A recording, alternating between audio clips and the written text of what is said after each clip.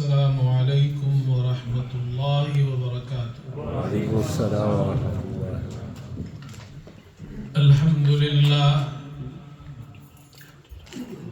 الحمد لله وكفى وسلام على عباده الذين اصطفى. أما بعد فأعوذ بالله من الشيطان الرجيم. بسم الله الرحمن الرحيم.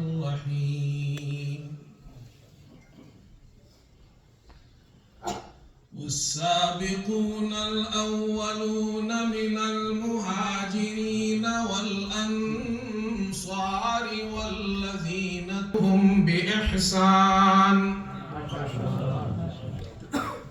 رضي الله عنهم ورضوا عنه وأعد لهم جنات تجري تحتها الأنهار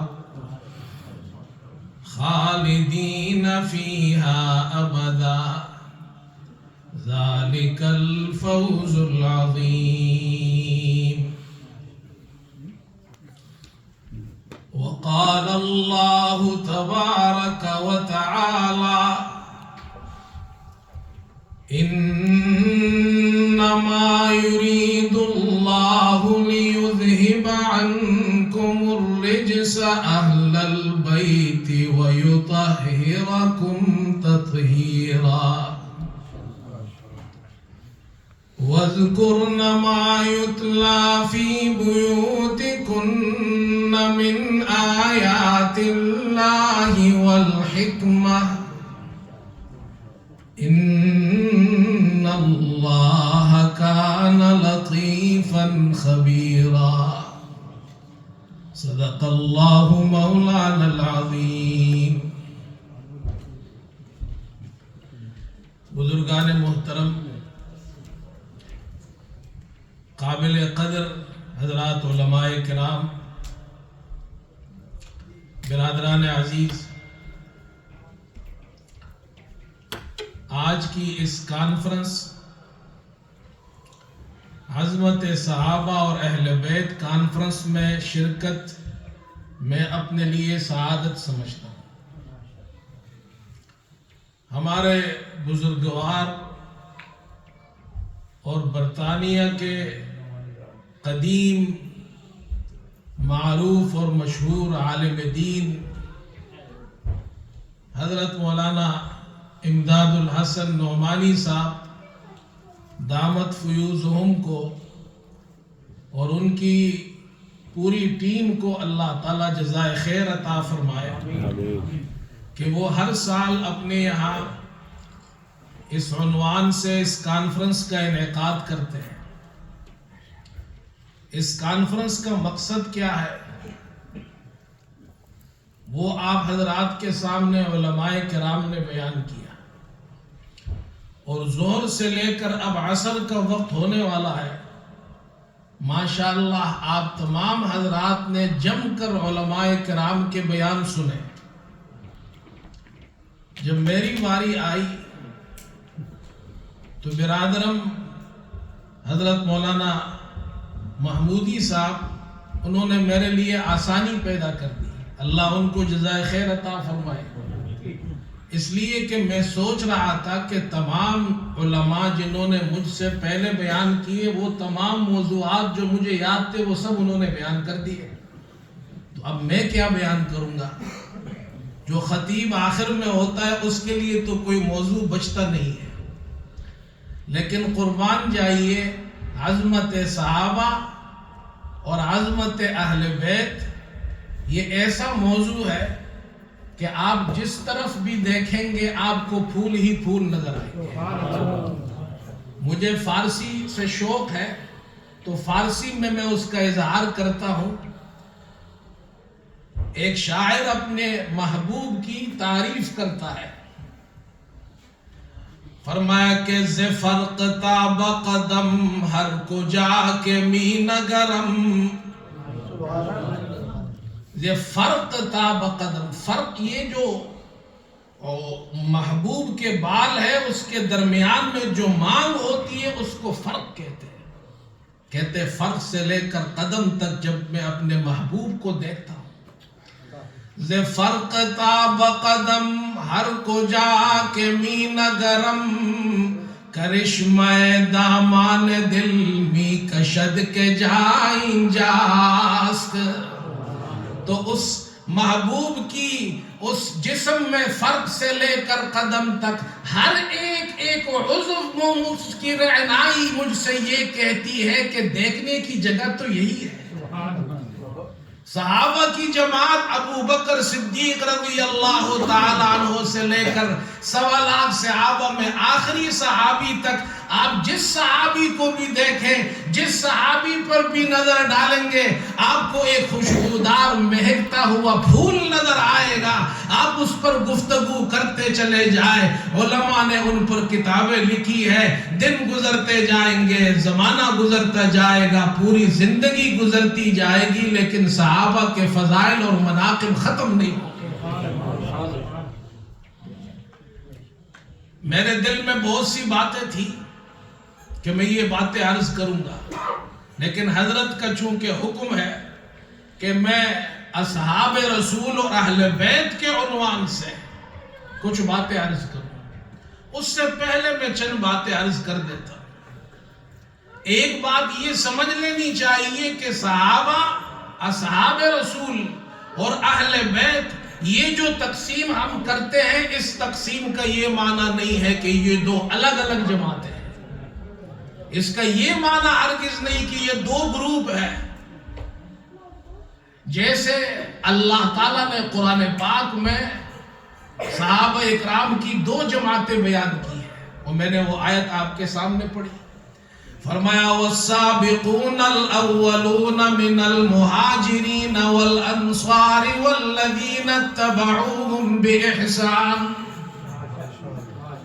مہاجرین اور انصار جو صحابہ ہے، ایک جماعت مہاجرین اور انصار، لیکن ہے دونوں صحابہ۔ فرمایا ان میں جو سابق اور مقدم ہے، جو پہلے ایمان لائے، یہ تمام صحابہ اس میں شامل ہو گئے، مہاجرین میں اور انصار میں، والذین اتبعوهم باحسان، اور صحابہ کے بعد جو ان کی اتباع کرنے والے ہیں۔ ایک بات یہاں یہ سمجھ لینی چاہیے، میں قرآن کا طالب علم ہوں۔ ہمارے ایک استاد، انہوں نے ہم سے ایک بات یہ ارشاد فرمائی، جب تم قرآن پڑھو تو قرآن میں غور و فکر کرو، اور یہ قرآن ایسی کتاب ہے جب تم غور و فکر کرو گے تو یہ تم سے دوستی لگائے گا، پھر تمہیں عجیب عجیب باتیں بتائے گا۔ غور و فکر کرو۔ تو میں ایک طالب علم ہوں، مجھے قرآن کی اس آیت میں یہ بتایا کہ صحابہ، مہاجرین اور انصار ایک جماعت ہے، صحابہ کے بعد اگر دنیا قیامت تک جتنے آنے والے مسلمان ہیں، وہ تمام مسلمانوں کے پاس ایک ہی راستہ ہے، والذین اتبعوهم باحسان، کے صحابہ کی اتباع کریں، کہ صحابہ کی اتباع کے بغیر مسلمان اسلام پر نہیں چل سکتا، کامیاب نہیں ہو سکتا ہے۔ اسی لیے صحابہ کے بعد کی جو جماعت ہے ان کو تابعین کہا جاتا ہے۔ تابعین کا معنی یہ ہے جنہوں نے صحابہ کی اتباع کی۔ اس کے بعد جو جماعت ہے ان کو اتباع تابعین کہا جاتا ہے، جنہوں نے تابعین کی اتباع کی۔ صحابہ کے بعد کسی اور کو یہ مقام نہیں مل سکتا جو صحابہ کو ملا ہے۔ علماء نے تو یہاں تک لکھا ہے کہ رسول کریم صلی اللہ علیہ وسلم کے زمانے میں، آپ کی حیات طیبہ میں، کچھ مسلمان ایسے تھے جنہوں نے اسلام قبول کیا، لیکن حضرت صلی اللہ علیہ وسلم کی صحبت میں وہ نہیں آئے، آپ کی صحبت انہیں نصیب نہیں ہوئی، مجلس میں نہیں آئے۔ جیسے حبشے کا نجاشی بادشاہ مسلمان ہوا، آپ صلی اللہ علیہ وسلم کی زیارت نہیں کی، ان کو بھی صحابی نہیں کہا جاتا ہے، ان کے لیے علماء نے، محدثین نے ایک خاص نام رکھا ہے، مخدرم، ان کو مخدرمون کہا جاتا ہے۔ مخدرمون وہ مسلمان صحابہ، وہ مسلمان ہیں جنہوں نے جاہلیت کا زمانہ بھی پایا، آپ صلی اللہ علیہ وسلم کا زمانہ بھی پایا، آپ پر اسلام لائے، لیکن آپ کی صحبت نہیں ملی، اس لیے ان کو صحابی نہیں کہا جائے گا، ان کو مخدرم کہا جائے گا۔ چنانچہ طلبہ پھر ایک دوسرے سے سوالات کرتے ہیں مدرسوں میں. ایک سوال یہ کرتے ہیں کہ ایک ایسا صحابی ہے کہ جو تابعی کے ہاتھ پر اسلام لایا ہے، جواب دو اس کا. تو اس کا جواب یہ دیا جاتا ہے کہ عمرو بن عاص رضی اللہ تعالیٰ عنہ صحابی ہے، لیکن یہ حبشہ میں تھے، نجاشی کے ہاتھ پر مسلمان ہوئے، پھر واپس مدینہ آئے اور آپ صلی اللہ علیہ وسلم کے سامنے کلمہ پڑھا، آپ کی صحبت نصیب ہوئی، صحابی ہو گئے، لیکن مسلمان اسلام تابعی کے ہاتھ پہ قبول کیا. اندازہ لگائے کہ صحابہ کتنی بڑی جماعت ہے، مقام اور سٹیٹس کتنا بڑا ہے ان کا. تو صحابہ کے بعد تابعین ہے، اور مہاجرین اور انصار اللہ نے بتائے یہ دونوں صحابہ ہیں، اور اہل بیت یہ بھی صحابہ ہے. اہل بیت بھی صحابہ ہے. یہ نہیں ہے کہ صحابہ الگ جماعت ہے، اہل بیت الگ جماعت ہے. میں اہل بیت اور صحابہ کے حوالے سے ایک بات بیان کرنے سے پہلے ایک بات اور بھی عرض کر دوں. جتنے فضائل صحابہ کے بارے میں ہیں وہ تمام فضائل قرآن میں ہو، حدیث میں ہو، وہ اہل بیت کے لیے بھی ہے. یہ نہیں ہے کہ صحابہ کے فضائل کچھ اور ہے جو قرآن نے بیان کیے، اہل بیت کے کچھ اور ہیں. اللہ نے جب یہ فرمایا رضی اللہ عنہم ورضوا عنہ، یہ صحابہ کے لیے، اہل بیت کے لیے، مہاجرین کے لیے، انصار کے لیے، سب کے لیے ہے. اللہ نے جب یہ فرمایا وَكُلًّا وَعَدَ اللَّهُ الْحُسْنَى، یہ سب کے سب جنتی ہے، اللہ نے ان کے لیے جنت کا وعدہ فرمایا. تو یہ مہاجرین، انصار، ازواج مطہرات، یہ سب کے لیے یہ وعدہ ہے اللہ کا. یہ بات ہمیں سمجھنی چاہیے. اور سب کی اتباع کے لیے کہا گیا ہے، سب کی اتباع کرنی ہے. حضرت ابو بکر کی بھی اتباع ہے تو حضرت علی کی بھی اتباع ہے. حضرت ابو بکر بھی رضی اللہ عنہ میں ہے تو حضرت علی بھی ہے. حضرت عائشہ صدیقہ رضی اللہ تعالی عنہ کہتے ہیں تو حضرت فاطمہ بھی رضی اللہ تعالی عنہ ہے. حضرت ابو بکر اور خلفائے راشدین جنتی ہے تو حضرت معاویہ بھی جنتی ہے. حضرت ابو بکر سے لے کر حضرت حسن اور حسین تک خلفائے راشدین اور صحابہ، ان سب سے اللہ نے جنت کا وعدہ کیا ہے. تو اس جنت کے وعدے میں تمام صحابہ، حضرت معاویہ بھی شامل ہے، ابو سفیان بھی شامل ہے، حضرت معاویہ کی اماں حضرت ہند بھی شامل ہے. آپ کیسے ان کو الگ کرتے ہیں جن کو قرآن نے جوڑ دیا ہے؟ آپ صحابہ کو اہل بیت سے جدا نہیں کر سکتے، اہل بیت کو صحابہ سے جدا نہیں کر سکتے ہیں. ہم حضرت ابو بکر سے بھی محبت کرتے ہیں، حضرت علی سے بھی محبت کرتے ہیں، حسن حسین سے بھی محبت کرتے ہیں، ازواج مطہرات سے بھی محبت کرتے ہیں. اور یہ کون سی جماعت ہے؟ ایک فضیلت یہ سنا دیتا ہوں آپ کو. میں نے کہا میں قرآن کا طالب علم ہوں تو آئیے میں آپ کو قرآن سے دکھاتا ہوں. فرمایا لَقَدْ رَضِيَ اللَّهُ عَنِ الْمُؤْمِنِينَ إِذْ يُبَايِعُونَكَ تَحْتَ الشَّجَرَةِ لَقَدْ رَضِيَ اللَّهُ عَنِ الْمُؤْمِنِينَ إِذْ يُبَايِعُونَكَ تَحْتَ الشَّجَرَةِ. میرے اللہ نے 3 باتیں کی ہیں صحابہ کے بارے میں. میرے اللہ نے 3 باتیں اس آیت میں فرمائی، مہاجرین کے بارے میں، انصار کے بارے میں، اہل بیت کے بارے میں، حضرت ابو بکر کے بارے میں بھی ہے، حضرت علی کے بارے میں، حضرت حسن حسین کے بارے میں، سب کے بارے میں فرمائی. اللہ ان سے راضی ہو گیا. عن المومنین، یہ سب مومنین ہیں. اذ یبایعونک تحت الشجرہ، اے ہمارے پیارے پیغمبر جب یہ درخت کے نیچے آپ کے مبارک ہاتھ پر بیعت کر رہے تھے. یہاں تک تو بات سمجھ میں آ گئی. اب اس کے ساتھ ایک آیت اور ملائیے. اللہ تعالیٰ فرماتے ہیں لَقَدْ رَضِيَ اللَّهُ عَنِ الْمُؤْمِنِينَ إِذْ يُبَايِعُونَكَ تَحْتَ الشَّجَرَةِ. البتہ تحقیق پکی ٹکی بات ہے، اس میں شک کی گنجائش نہیں ہے، اللہ ان تمام مومنین سے راضی ہو گیا۔ وہ 1400 صحابہ جو درخت کے نیچے بیٹھے تھے، صحابہ بھی تھے، اہل بیت بھی تھے، ان سب نے جب آپ کے ہاتھ پر بیعت کی، اللہ ان سے راضی ہو گیا۔ میں نے قرآن میں دیکھا، مجھے نظر آیا 1400 صحابہ بیٹھے ہیں، نیچے ہاتھ اللہ کے پیارے پیغمبر کا ہے۔ میں نے پوچھا، سوال کیا، حضرت عثمان کہاں ہے؟ مجھے جواب ملا، حضرت عثمان کو اللہ کے رسول صلی اللہ علیہ وسلم نے مکہ سفیر بنا کر بھیجا۔ سوال پیدا ہوا، حضرت عثمان کا ہاتھ نظر نہیں آ رہا۔ پیارے پیغمبر نے اپنا ایک ہاتھ دوسرے ہاتھ پر رکھ کر ارشاد فرمایا، یہ ہاتھ حضرت عثمان کا ہے، میں ان کی طرف سے خود بیعت کر رہا ہوں۔ سبحان اللہ، تکبیر، اللہ اکبر، جان عثمان غنی، تاکہ کل قیامت تک آنے والے مسلمانوں کو معلوم ہو جائے کہ حضرت عثمان کا ہاتھ ان ہاتھوں میں داخل ہے، ان ہاتھوں میں شامل ہے، ان ہاتھوں سے خارج نہیں ہے۔ کتنی مبارک ہستی حضرت عثمان ہے، اللہ کے پیارے نبی نے اپنے ہاتھ کو حضرت عثمان کا ہاتھ قرار دیا۔ سبحان اللہ۔ پھر آؤ، میں قرآن میں دیکھتا گیا، میں صحابہ کے فضائل، اہل بیت کے فضائل ڈھونڈتا گیا، مجھے اس درخت کے نیچے رسول اللہ کے ہاتھوں پر ابو بکر کا ہاتھ بھی نظر آیا، سب کہہ دو سبحان اللہ۔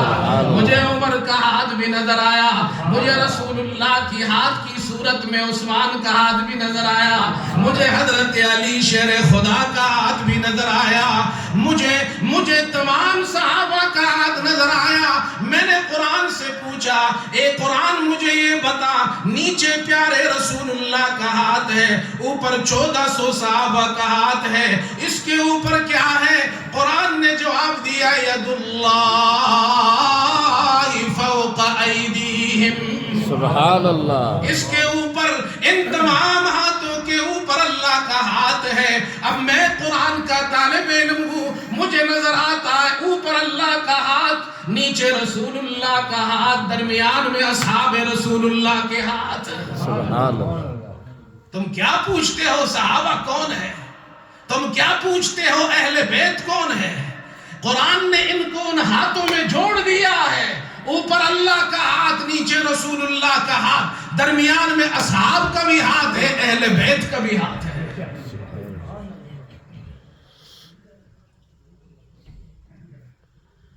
جب میرا وقت ہو جائے تو مجھے بتا دیں، میں اسی وقت ختم کر دوں گا، جب آپ کہیں گے اسی وقت انشاءاللہ۔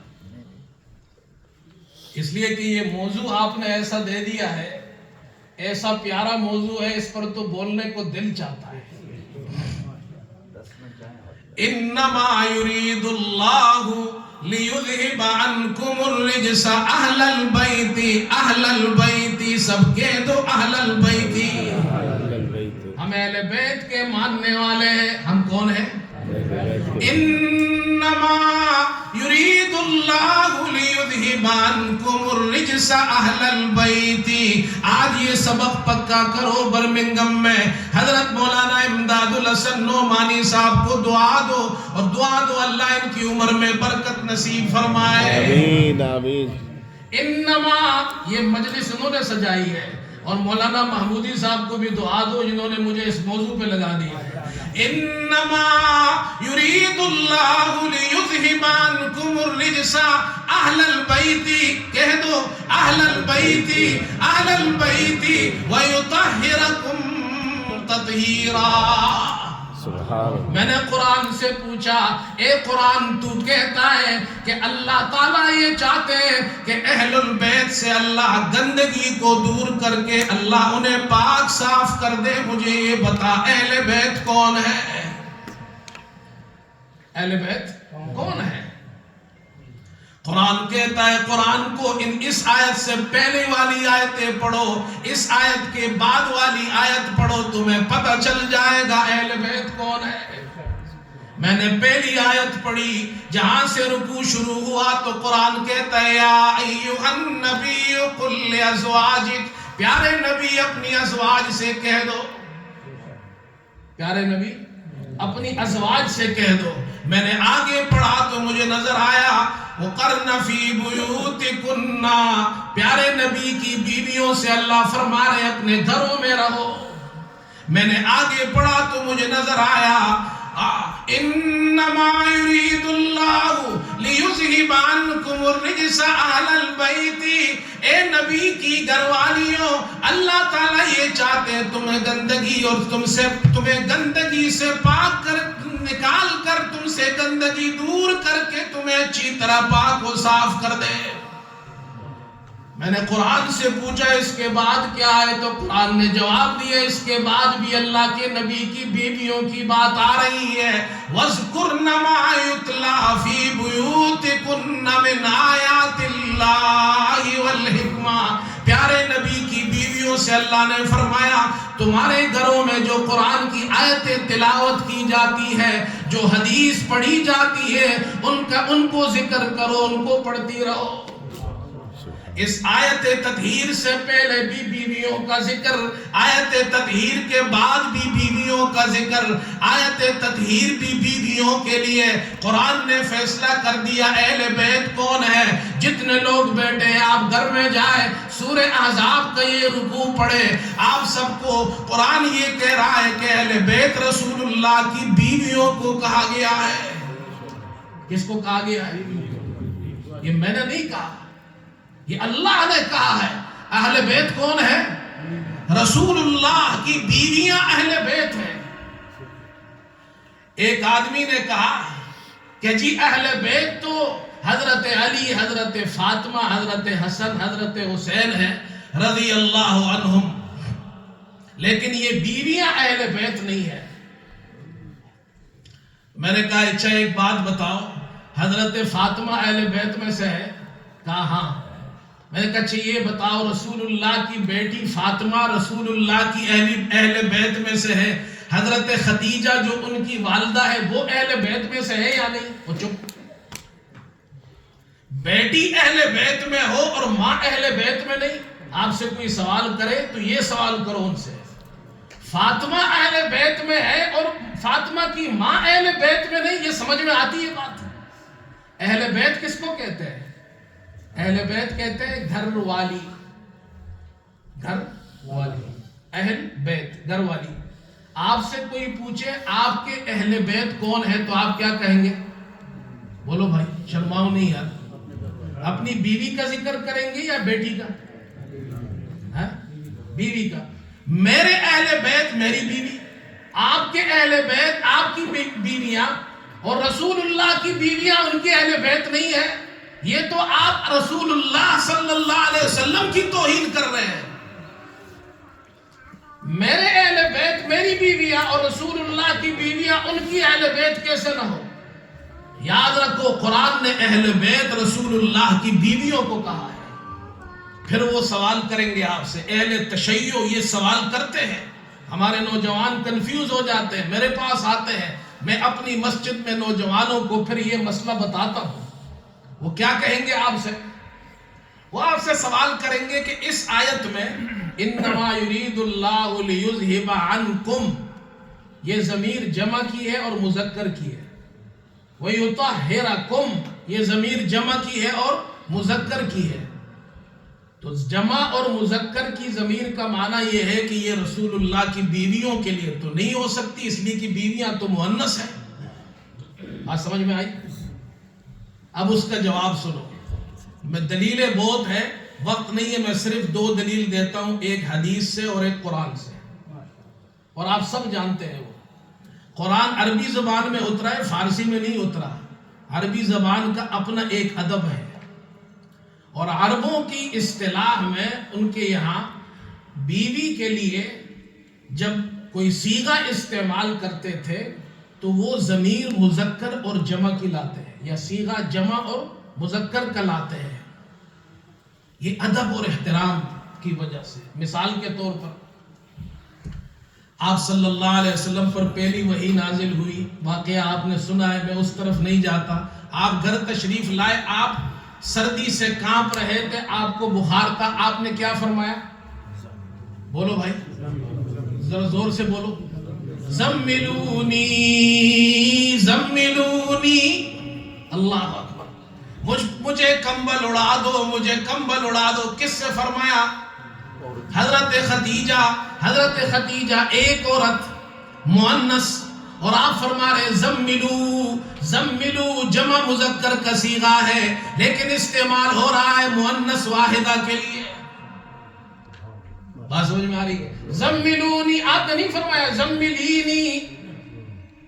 او بھائی تم قرآن پہ کیسے اعتراض کرتے ہو؟ یہ تو عربوں کے یہاں جب بیوی سے خطاب کرتے ہیں تو اس کو کہتے ہیں زملونی زملونی. بات سمجھ میں آئی؟ پھر آگے چلو. قرآن سے ہم نے پوچھا آپ بتائیے. قرآن کہتا ہے اللہ اکبر, حضرت ابراہیم علیہ السلام کے پاس فرشتے آئے, خوشخبری دی آپ کو بیٹا اللہ دے گا اسحاق, ان کا بیٹا ہوگا یعقوب. بیوی تعجب کرنے لگی بڑھاپے میں کیسا بیٹا ملے گا؟